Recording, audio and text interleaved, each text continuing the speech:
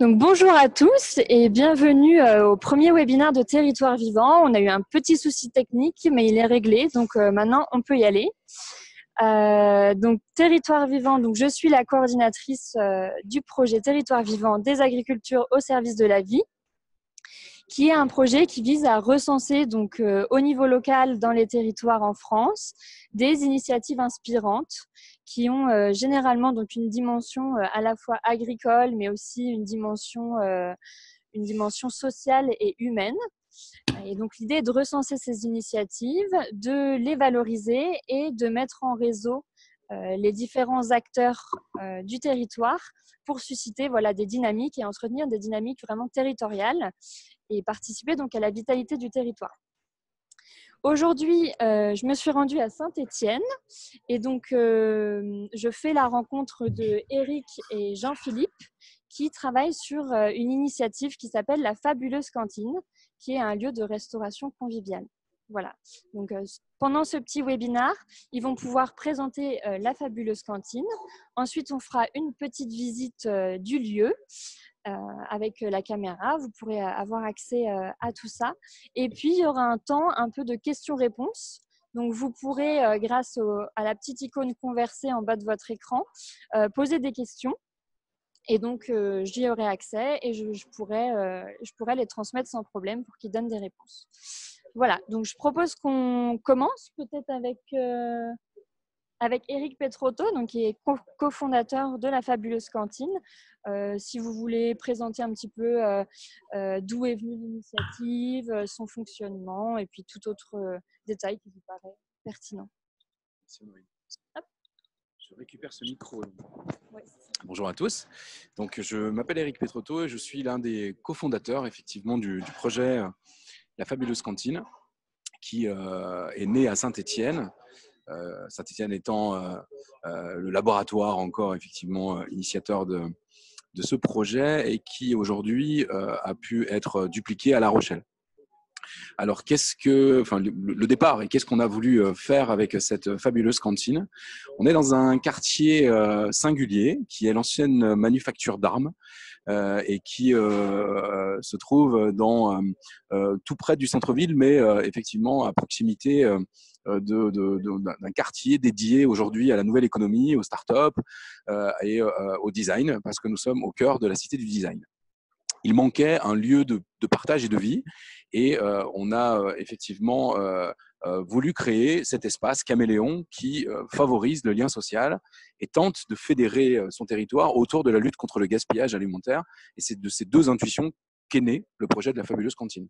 Il est né en 2017, donc on a pu tester beaucoup de choses et aujourd'hui amener quelques réponses à qu'est-ce qui fonctionne pas. On est parti du départ avec une intuition de se dire que on allait ouvrir les cuisines, faire cuisiner tout le monde, récupérer des invendus et que tout le monde allait se mettre à faire effectivement la popote, comme on dit. Et puis de fil en aiguille, on s'est rendu compte qu'une cuisine professionnelle, gérer des volumes un peu importants, des machines qui peuvent être un peu complexes à appréhender.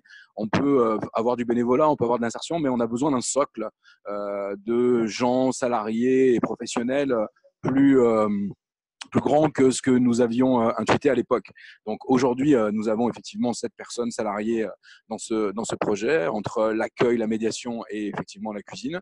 Et on vient traiter 20 tonnes d'invendus alimentaires qu'on transforme en ce qu'on a appelé de la gastronomie cantine, une cuisine créative, parce qu'on la veut goûteuse, on la veut effectivement belle, avec les yeux et équilibrée et nutritivement intéressante et fabriquée avec ces invendus, et on sert 70 repas journaliers, plus des événements, plus effectivement plein de dynamiques qu'on met en œuvre dans ce lieu. Donc nous sommes plus qu'un restaurant, nous sommes vraiment un lieu de vie qu'on pourrait effectivement nommer un tiers-lieu, mais bon, on aime plutôt parler d'un lieu caméléon. Ça, c'est les grandes lignes effectivement de ce projet, avec les intuitions de départ et ce qu'il est aujourd'hui et ce qu'il agite en transformation. Je pourrais peut-être dire 2 mots et après je te laisse la parole, Jean-Philippe, sur D'où viennent ces invendus? Souvent, on nous pose cette question. Quand je vous parlais d'une nécessité et d'une volonté de fédérer un territoire autour de la lutte contre le gaspillage alimentaire, ça a été vraiment le socle, et c'est à chaque fois le socle quand on arrive sur un territoire, c'est de travailler avec toutes les structures en local qui peuvent avoir des invendus et qui ne savent pas comment les traiter. On pourrait parler de plusieurs exemples, mais vous avez bien évidemment des producteurs où il peut y avoir une surproduction d'un côté. Vous pouvez avoir des magasins bio, magasins qui sont en circuit court, magasins avec une agriculture raisonnée, qui peuvent avoir des problématiques de stockage qu'ils ne peuvent plus vendre. Et puis, vous avez des logisticiens qui livrent tout ça et il peut y avoir de la perte. Et puis, vous pouvez avoir des banques alimentaires qui récupèrent énormément de choses. Et quand il faut transformer et que les volumes sont gros, d'un coup, il peut y avoir effectivement aussi des pertes de ce côté-là. Vous avez des jardins d'insertion. Et déjà, ça fait beaucoup d'acteurs à réunir et à regarder comment nous, on vient s'insérer au milieu de tous ces acteurs pour récupérer les invendus et les transformer en cuisine créative. Parce qu'on récupère ces invendus, parce qu'on les transforme en cuisine créative, on a une double tarification pour favoriser le lien social. Et donc, un étudiant ou une personne aux minima sociaux paiera à peu près 50% du prix d'un entrée plus plat quand il vient dans ce lieu caméléon. Et quand on a une prestation autre que ce temps du midi de la cantine, parce qu'un événement particulier qui nécessite une prestation de traiteur, une prestation événementielle, on va acheter ce qui nous manque aux gens qui nous donnent. Voilà le principe dans les grandes lignes de la fabuleuse cantine. Jean-Philippe, si tu veux plutôt effectivement continuer le déroulé de ce qu'on a appelé la manière de dupliquer un projet créatif, sans parler de franchise créative, ou n'ayons pas peur du mot franchise, mais comment on vient tenter de dupliquer un projet qui est singulier et qui nécessite à chaque fois une photographie différente en fonction de son territoire. L'une des raisons du succès de la fabuleuse cantine est sans doute les réflexions que nous avons eues. La recherche de sens du consommateur sont aujourd'hui évidentes. La première chose que l'on voit, c'est que 30% de la production mondiale est gaspillée tous les jours. On ne connaît pas la composition, la provenance des produits. On voit d'ailleurs le succès d'une application comme Yuka. Donc, cette recherche de sens, de connaître ce que l'on mange, etc., nous permet de dire que les clients qui viennent, les consommateurs qui viennent à la fabuleuse cantine sont dans cette démarche. Voilà. L'idée aussi de dire manger sain, c'est manger cher. C'est vraiment une idée reçue. Aujourd'hui, en restauration, on voit que l'offre, elle est souvent fast-food, Burger King ou autre. Et donc, on a pris un malin plaisir à détourner ça, notamment, par exemple, en créant notre produit fétiche qui est le Super Waste, qui est le hamburger anti-gaspillage. Et l'idée aussi que lorsque vous venez manger à la fabuleuse cantine, c'est très bon. Voilà, hein, on peut faire venir les gens pour une fois pour la recherche de sens, mais je dirais, ce qui est vraiment important, c'est qu'il y ait du sens, qu'il y ait du goût, que ça soit bon. Voilà, et donc on insiste vraiment sur la qualité, et donc on partage l'ensemble des recettes, notamment par exemple avec La Rochelle, avec des bases de données, etc., pour dire voilà, avec tel ingrédient, voici les recettes que l'on peut faire. Voilà. Donc, cette recherche de sens du consommateur aujourd'hui, elle correspond aussi à la recherche de sens des entreprises. Et donc, nous, on a appelé notre démarche No Waste, No pour maintenant. Et on va vous donner un exemple, par exemple, avec un industriel qui s'appelle Revol, qui fait de la porcelaine. Il a utilisé en fait ces pâtes de résidus industriels et il nous a préparé une collection de plats, de couverts, d'assiettes à base de leur résidu industriel. Voilà. Donc, la lutte contre le gaspillage alimentaire avec nos invendus, la lutte contre le gaspillage en général. Alors, l'ensemble de nos mobiliers, c'est de la récupération. La déco va être utilisée par du recycling, du recyclage. Donc, cette démarche aussi de frugalité, de ne pas dépenser de l'argent qu'on va faire payer aux consommateurs. Bien sûr, une démarche contre le packaging. Hein, quand on sait que chez McDonald's, on paye plus cher le packaging que ce que l'on mange, c'est quand même assez effrayant. Tout un travail aussi sur la conserverie. Donc, on va faire aussi des bocaux. Donc, pour emporter, on développe la consigne. Une recherche de cohérence globale. Donc, dans notre jardin, on verra peut-être des images. On a le composteur, le récupérateur d'eau, le petit jardin de plantes aromatiques. On a des poules qui prennent nos déchets. Et voilà. Donc, recherche de cohérence avec un menu unique au départ sur une base végétarienne. Et puis, il y a toujours un supplément, soit viande, soit poisson, en fonction des arrivages, pour un prix supplémentaire. Et puis, vraiment de créer un lieu de convivialité et un lieu de partage avec des soirées jeux, des soirées ateliers. Par exemple, le programme de cette semaine, on a un atelier pour les enfants sur illusions comestibles. On va avoir un atelier zéro déchet pour faire sa lessive. On va avoir éventuellement un atelier, faire de la cuisine avec des fleurs, en partenariat avec un fleuriste. Voilà le genre de démarche que l'on peut avoir. Cette semaine, on va être aussi tenir la restauration d'un gros festival de musique électronique qui s'appelle Positive Education Festival. Il y a 5000 personnes. Et donc, l'espace restauration sera assuré par la fabuleuse cantine. Voilà nos partis pris, nos utopies. Et donc, il y a vraiment dans Fabuleux, il y avait cette idée de magique, incroyable, une expérience sympa, joyeuse. Alors, on est assez surpris, c'est que les clients, ils utilisent très peu leur téléphone portable quand ils sont chez nous. Ils parlent, et donc on a retrouvé de l'humain, on a retrouvé un lieu de convivialité. Et donc, quand on s'appelle cantine, c'est un lieu sans décorum que l'on s'approprie tous les jours, on vient manger régulièrement. Voilà. Donc, l'idée est de dire on mange bon, on mange sain, on mange bien, on est sur du local, on s'oppose à la junk food. On protège sa santé, on prend soin de sa santé, on prend soin peut-être de la région, on prend soin de la planète. Alors après, chaque consommateur, il vient pour l'une ou une des choses. Et pour certains, c'est parce que c'est pas cher, pour d'autres parce que c'est sympa, pour d'autres parce que ça a du sens. Voilà, et ce qui fait qu'on a une population assez mixée entre l'étudiant, le chercheur, le start-upper, le bobo, les personnes âgées, des jeunes. Voilà, c'est vraiment ce qui est vraiment pour nous la réussite du site. Voilà, et donc on est sur l'économie de partage et de collaboration. Alors, donc notre leitmotiv, c'est vraiment cette notion de goût. Hein, je reviens là-dessus, c'est que si ce n'est pas bon, on peut faire venir une fois les gens, mais ils ne viendront pas deux fois. La recherche de sens, agir maintenant. La notion de prix, voilà, et la notion de qualité, ce que l'on mange est identifié. Et donc, avec des points clés comme le Super West, donc notre burger, on va dire anti-fast-food, la démarche de non-gaspillage, et puis cette recherche, alors c'est ce qui est le plus dur, de cohérence globale entre nos actions de managériales, nos actions financières, nos actions de vie de tous les jours du site. Et c'est vraiment… alors je vais citer Gilles Héliard-Dubreuil dans un de ses beaux livres qui dit on cherche des chemins de sortie. Et je crois que la fabuleuse cantine, ça fait typiquement, voilà, on recherche un modèle avec un chemin de sortie pour dénoncer une économie peut-être capitalistique financière. Merci Jean-Philippe.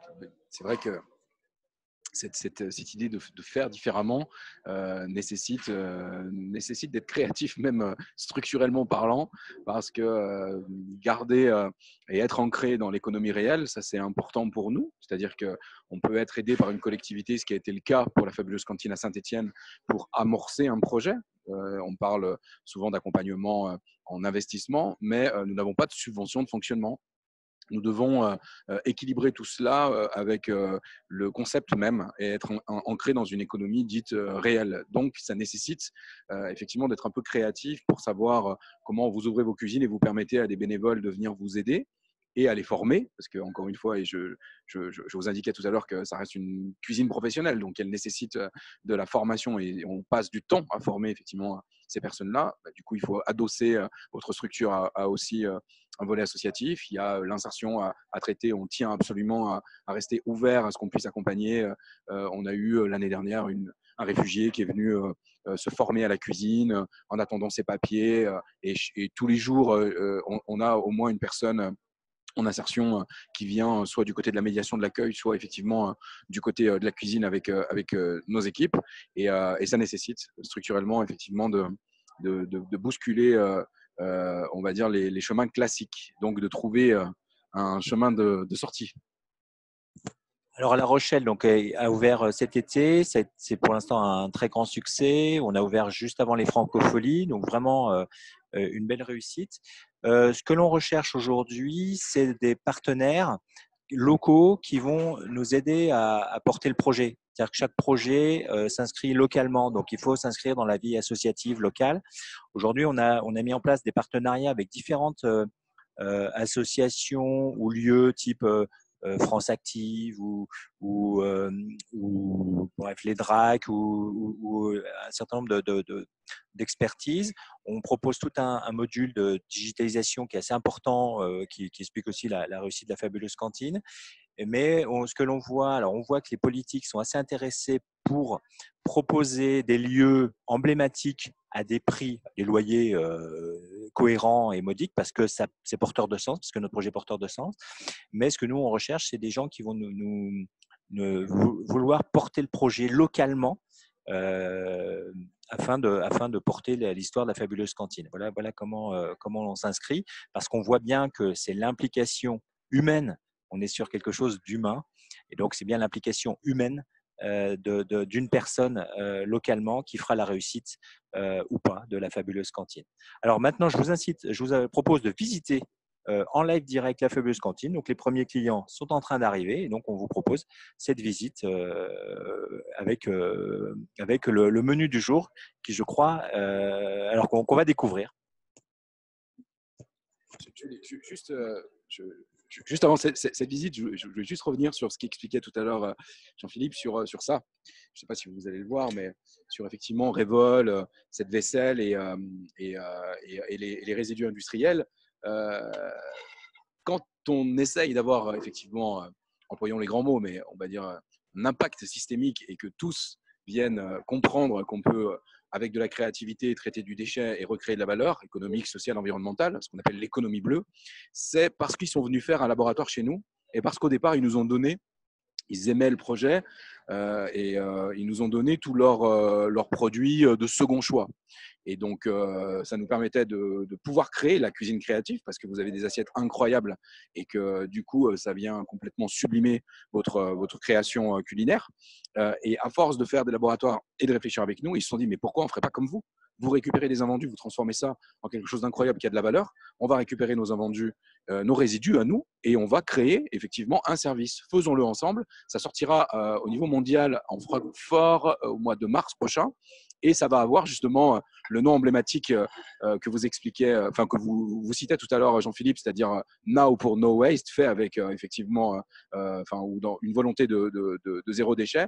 Et on se rend compte que des grands groupes qui font des dizaines de millions d'euros de chiffre d'affaires et qui ont déjà tout un tas de choses qui ronronnent, retrouvent de l'innovation. Ça va être les premiers au monde à faire ça parce qu'ils viennent s'intéresser à cette économie bleue et à repenser de manière créative l'économie ou les chemins de sortie. Ça, c'est emblématique de ce qui pourrait se passer à vraiment plus grande échelle, juste en expliquant et en donnant des exemples.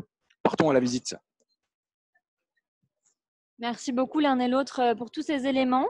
Et donc, on va vous balader un petit peu et on va vous emmener dans la cantine qui commence à se remplir.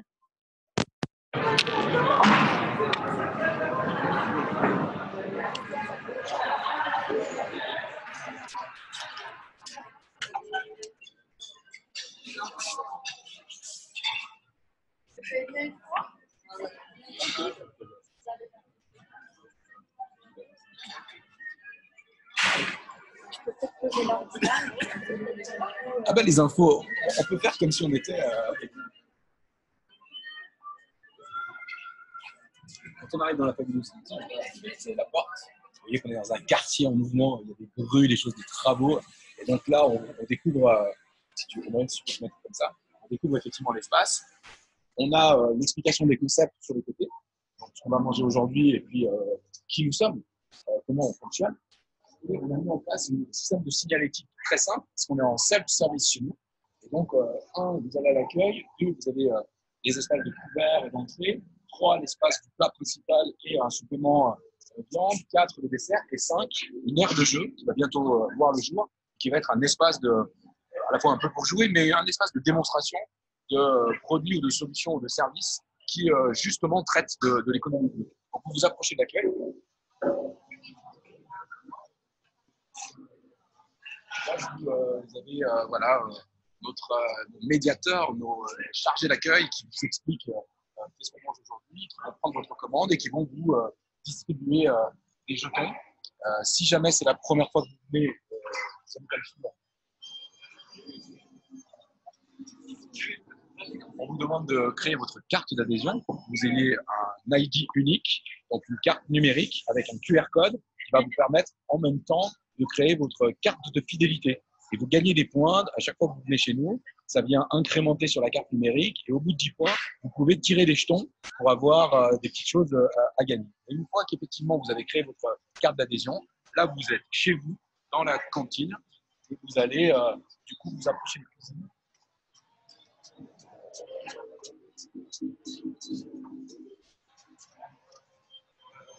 Prendre un plateau, prendre des couverts, voir un peu toute l'équipe qui est en train de préparer les entrées qui effectivement sont ici et en self-service. Vous avez un micro-ondes à disposition si des personnes ont pris leur carte d'adhésion, ont amené des choses qu'elles ont préparées chez elles, qu'elles veulent venir dans le lieu, effectivement, c'est le cas ici, par exemple, une personne qui a préparé des spaghettis et qui vient manger avec ses amis, parce que ce lieu permet aussi cela, c'est-à-dire que c'est un lieu ouvert qui cherche à créer du lien social et c'est bien volontiers, voilà, qu'on accepte tout le monde. Ça, c'est drôle, c'est un projet qui est sur le territoire créatif aussi. C'est une forme de musique qui est la première plateforme de streaming équitable. Donc, même la musique qui est diffusée a une forme de rémunération avec un autre partage de la valeur. Là, vous avez l'endroit où vous récupérez vos plats, les desserts à côté. Nos partenaires qui sont affichés effectivement sur on va dire une ardoise, sur un terrain ardoise, pour qu'effectivement on puisse valoriser tout le monde. L'endroit où vous allez, alors si vous voulez voir comment on travaille les gens en cuisine, ils ont même leur petit coin pour savoir comment il faut préparer tel coulis, tel truc, on garde tout ça à vue. L'endroit où vous allez, bien évidemment, à la plonge, trier vos déchets, les papiers, déchets organiques, le verre, le plastique, et c'est vous qui remplissez les bacs pour que nous, on puisse aller derrière les mettre et les laver.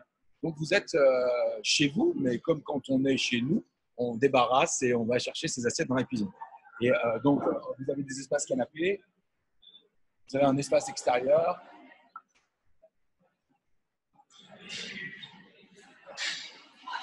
C'est un petit peu froid à Saint-Étienne au mois de novembre, je suis d'accord. Donc, on a pas pu sortir la terrasse extérieure, mais on peut voir voilà, des composts au fond. On a des petits coins pour les herbes aromatiques. On a un récupérateur d'eau sur le côté. Enfin, c'est voilà, l'extérieur où ça se passe et c'est très agréable de pouvoir sortir justement juste à côté d'une petite cour d'école dans le quartier de la manufacture, sortir les tables, sortir les mets pour déguster tout ça. Laurine, qui est en train de travailler et qui est notre designer culinaire. Donc Laurine prépare des ateliers pour les enfants, prépare des ateliers pour les grands. Elle travaille avec des associations comme Trisomie 21 pour qu'on puisse cuisiner tous ensemble et venir travailler sur les équilibres alimentaires, être agile avec quelques outils et puis justement travailler avec la question de reprendre du sens avec les textures alimentaires. Et donc, on est polyvalente parce qu'elle travaille aussi en cuisine et on aime avoir, on est à la Cité du Design, mais on aime avoir ces approches design dans les formes organisationnelles, dans les formes aussi effectivement de penser des ateliers différemment et dans les formes de design aussi d'objets. C'est-à-dire qu'on peut récupérer des choses et les rendre plutôt chouettes. Ça nécessite un peu de transformation. Donc voilà, toutes ces approches design sont des valeurs qu'on aime aussi défendre.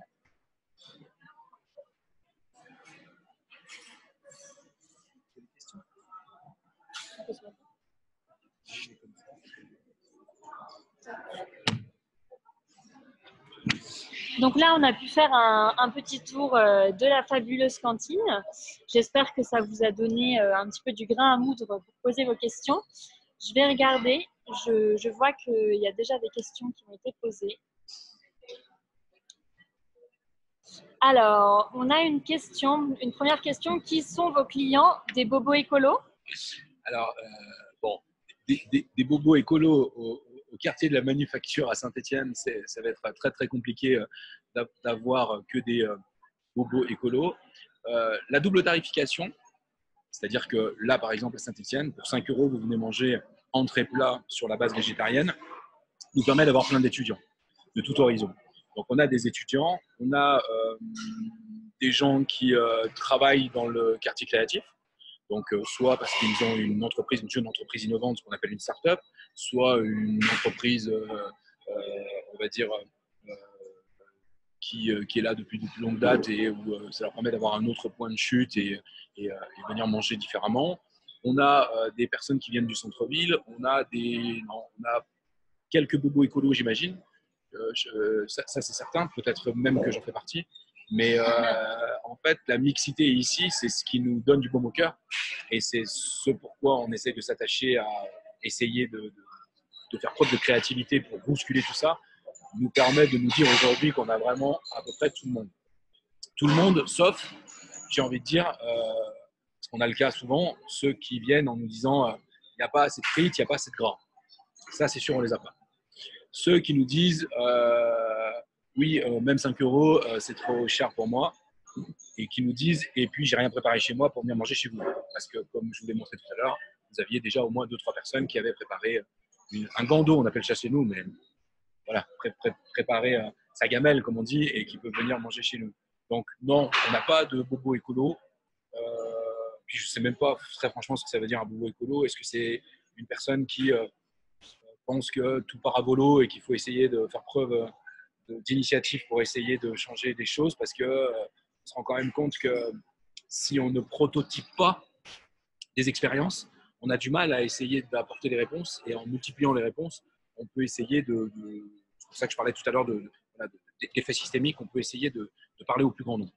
Donc pour cette première question, en tout cas, on est content de ça, on a un public très varié.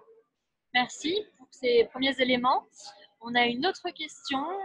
Est-ce que l'artisan du coin ou l'éleveur de la région peut venir pousser la porte pour vous proposer ses produits? Bien évidemment, c'est ce qu'il fait déjà. Et on peut même se dire d'organiser avec lui des initiatives. En l'occurrence, on a eu la présentation de certains produits, de certains producteurs, soit dans des salons externes à la Fabuleuse Cantine, soit dans la Fabuleuse Cantine. On a pu aussi mettre en place quelques systèmes de paniers pour qu'ils puissent promouvoir tous leurs travaux. Ils sont mis en avant dans la liste de nos partenaires. Donc ça, oui, bien volontiers. Pour éventuellement participer en nous donnant des choses, mais aussi en nous faisant connaître ce qu'ils font pour qu'on puisse acheter. On achète et on nous donne. On jongle avec effectivement ces deux éléments qui sont des éléments fondamentaux pour pouvoir effectivement honorer la cuisine pour un volume, et on est contraint de temps en temps par ce qu'on nous donne. Donc même si on a toute la politique avec les bocaux, on pourrait aller les voir, les bocaux d'ailleurs, ça c'est intéressant. Les beaux bocaux, on a appelé ça, ces plats cuisinés de la Fabuleuse Cantine, on a nécessité d'acheter. Donc oui, non, aucun problème pour qu'ils viennent nous voir, et c'est même ce qu'ils font. Et on les en remercie, et deux, on pousse à ce que ça puisse s'amplifier. D'accord. Alors pour cette deuxième question, j'espère que vous avez eu la réponse. Ensuite, une troisième question, donc les cofondateurs et les participants au projet, qu'est-ce que ça a changé dans votre vie? Je pense que vous pouvez peut-être tous les deux répondre. Et puis, qu'est-ce que ce sera la Fabuleuse Cantine dans 10 ans? Alors, qu'est-ce que ça a changé dans leur vie? Je pense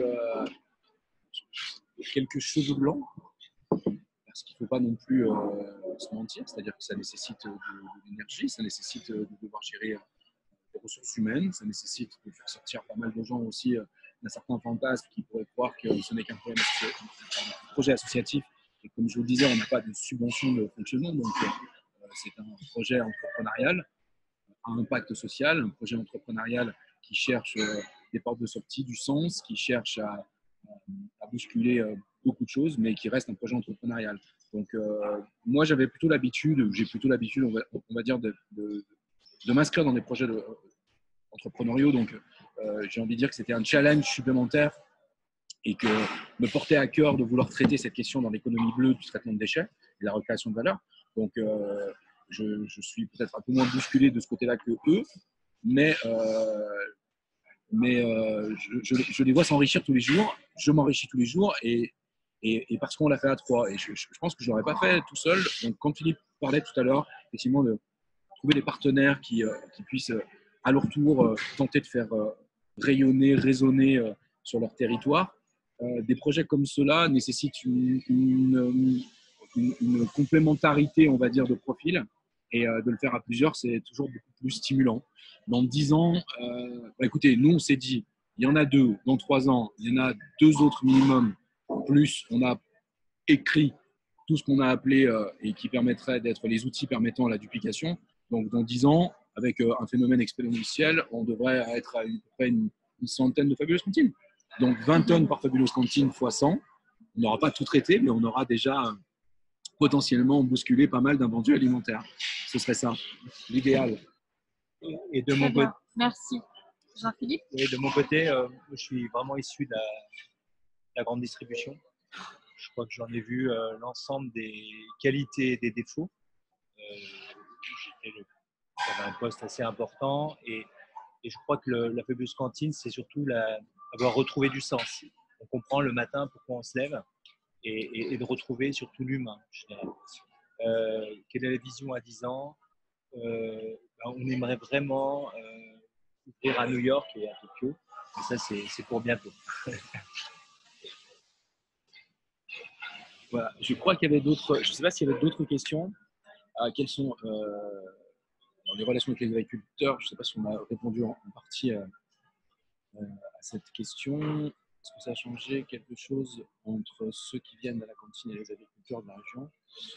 Ça a permis déjà de faire connaître effectivement plus d'acteurs et on sent qu'il y a un effet stimulant organisationnel qui s'opère à Saint-Étienne où on arrive, en étant groupé, à mieux dialoguer avec les collectivités pour, par exemple, tenter de déposer des dossiers à l'échelle européenne et essayer d'avoir effectivement des initiatives qui s'amplifient. Je vous sors juste un petit exemple, mais en tout cas, pour notre part, en travaillant avec une structure très intéressante de nos territoires qui s'appelle De la ferme au quartier, qui fédère énormément d'agriculteurs et de magasins, on est en train de déposer un dossier pour qu'on puisse acheter un autoclave nous permettant de faire des bocaux où on pourrait avoir des consignes sur 12 mois. Et donc, voilà, ce genre d'initiative peut s'effectuer quand on est ensemble et qu'on vient être plus identifié. Donc, nous, on laisse ouvert à ce que les gens ici comprennent d'où viennent les produits, on inscrit, on leur dit, il y a beaucoup de gens qui dialoguent. Donc, je pense que même ils se rendent compte quand ils goûtent que vous ne mangez pas le brocoli qui a le même goût que celui que vous achetez dans une grande surface sous vide. Donc, voilà, ils savent d'où ça vient, c'est écrit et j'espère en tout cas que ça change le rapport qu'ils peuvent avoir avec l'agriculteur autour d'eux. Très bien. Alors, merci beaucoup tous les deux d'avoir participé à ce webinaire. Malheureusement, on n'a pas beaucoup plus de temps et apparemment, on est un petit peu parasite pour les caisses de la Fabuleuse Cantine. Donc, je pense qu'on a déjà eu là quand même beaucoup d'éléments sur cette initiative très inspirante. Et puis, n'hésitez pas de toute façon à vous rendre sur la page Facebook de l'initiative, sur le site internet et donc à contacter Eric et la Fabuleuse Cantine pour poser éventuellement les questions que vous auriez encore. Le webinaire va de toute façon être diffusé sur la plateforme de Territoire Vivant puisque il a été enregistré. Donc d'ici la semaine prochaine, il sera disponible sur la plateforme. Également sur la page Facebook de Territoire Vivant. Je vais vous partager très rapidement un PowerPoint avec une page pour vous donner ces différentes coordonnées. Voilà. Et puis, n'hésitez pas à en parler autour de vous. N'hésitez pas donc à me contacter pour toute question, à m'envoyer aussi donc, vos coordonnées pour que je puisse vous faire part des prochains webinaires et des informations sur le projet. Merci à tous d'avoir participé. Et puis, je peux vous annoncer d'ores et déjà que le prochain webinaire aura lieu au mois de décembre. La date n'est pas encore tout à fait fixée. Mais donc, si vous me donnez vos coordonnées, ce sera l'occasion pour moi de vous tenir au courant. Voilà. Je vous souhaite à tous et à toutes une très bonne journée et donc à très bientôt. Merci, au revoir.